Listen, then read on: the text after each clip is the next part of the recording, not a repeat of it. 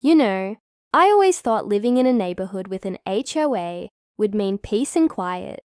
Maybe some nicely manicured lawns. I never imagined it would lead to a full-blown fence war with the head of the committee, Karen. Yes, that's her real name. It all started last Tuesday.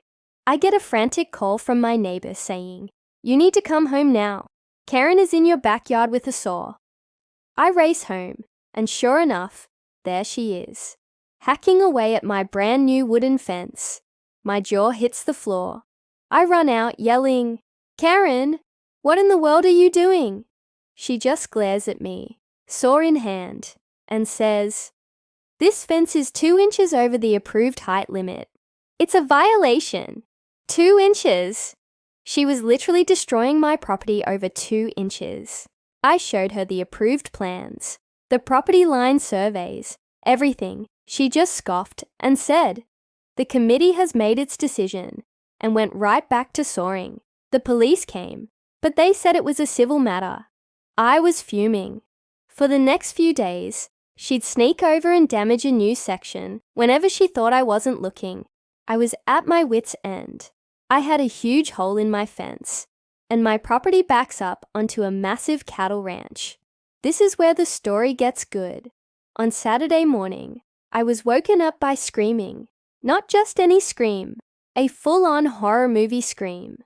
I look out my window, and what do I see? Karen, frozen in terror in the middle of my backyard. And standing right between her and the hole in the fence is the biggest, meanest-looking bull I have ever seen. I'm talking 2,000 pounds of pure, unadulterated beef, just staring her down. His name, I later found out, is Ferdinand. But he didn't look very friendly at that moment. He'd wandered through the giant, Karen-sized hole in my fence and was not happy about this stranger in his new hangout spot. Karen couldn't move. She was white as a sheet. Ferdinand let out a loud snort, scraped a hoof on my lawn, and she just crumpled to the ground. The rancher eventually came and wrangled his bull. But the look on Karen's face was priceless.